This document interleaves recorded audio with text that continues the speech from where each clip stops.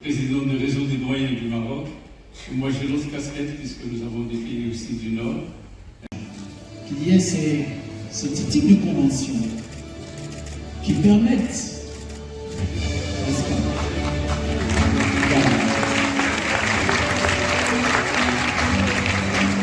Je suis le professeur Mohamed Adnaoui, président de l'Université Mohamed VI des sciences de la santé et président des doyens francophones des facultés de médecine, 150 facultés francophones. Nous sommes à l'Université Mohamed VI des sciences de la santé, tout particulièrement au niveau du campus Anfa City, au sein duquel est organisé pour la première fois en Afrique, pour les pays francophones et anglophones, le premier congrès africain des sciences infirmières et professionnelles de la santé. Ce congrès est organisé sous l'égide de Monsieur le ministre de la Santé et de la Protection sociale et avec l'appui du ministère de l'Enseignement supérieur, de la Recherche scientifique et de l'Innovation. Pourquoi ce congrès? Ce congrès vient par rapport à la politique engagée au niveau du Maroc par Sa Majesté le Roi Mohamed VI, que Dieu l'assiste, par rapport à la généralisation de l'assurance maladie. Comme vous le savez, au mois de décembre 2023, le Maroc a décidé de généraliser et de rendre l'assurance maladie obligatoire pour toutes les couches sociales. Pour ce faire dans notre espace africain, par rapport à la politique engagée par Sa Majesté au niveau de l'Afrique.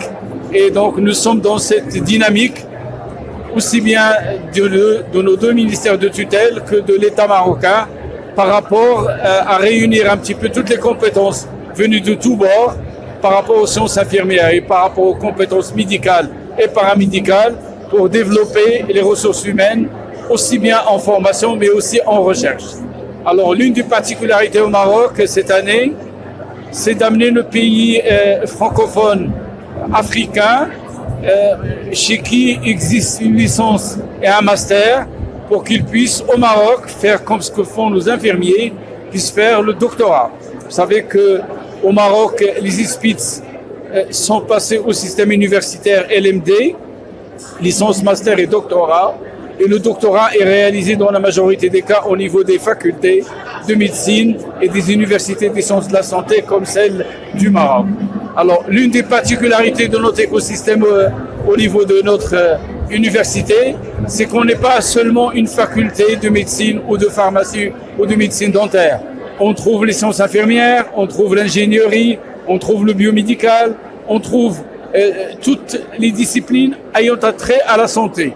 Si vous prenez l'exemple aujourd'hui de la maintenance des systèmes biomédicaux, il y a un manque accru et nous n'arrivons pas à former pour le pays assez de biomédicaux pour qu'ils puissent s'occuper des machines. Vous achetez un scanner, vous achetez une IRM, vous achetez un appareil de biologie, mais après il faut le maintenir en état. Il faut qu'il puisse continuer à fonctionner. Et donc, l'une des raisons donc, de l'organisation de ce congrès, c'est conjuguer justement nos efforts, aider l'État à former du personnel en sciences de la santé dans tous les domaines. Nous avons pratiquement une vingtaine de filières accréditées, puisque nos diplômes sont accrédités par l'État et reconnus par l'État. Et donc, nous ferons de notre mieux pendant ces 3 jours d'échanger évidemment et de partager avec nos collègues africains, tirer bénéfice de leur expérience, évidemment avec la présence de nos partenaires, notamment de 2 pays comme la France et le Canada avec qui nous travaillons beaucoup. Et je voudrais insister, avant de terminer, sur 2 points. L'importance de formation pluridisciplinaire. On ne peut plus former aujourd'hui les médecins d'un côté, les sages-femmes d'un côté, les dentistes d'un côté, les techniciens. Il faut former tout le monde puisqu'ils vont travailler en équipe par la suite. C'est ce que nous faisons aujourd'hui. C'est le concept d'interprofessionnalisation et de transdisciplinarité.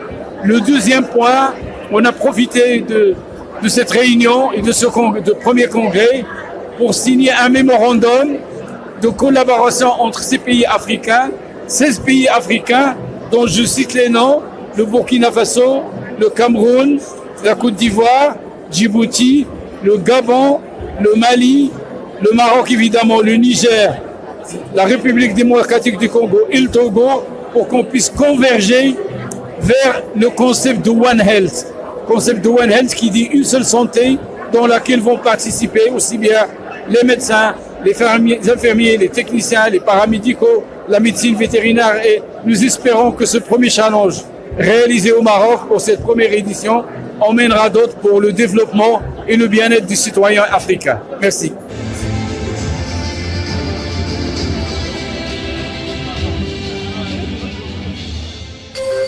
ما تنساوش تابوناو في لاشين وتاكتيفيو الجرس باش يوصلكم جديد فيديوهات بيت بريس وتبارطاجيو مع صحابكم.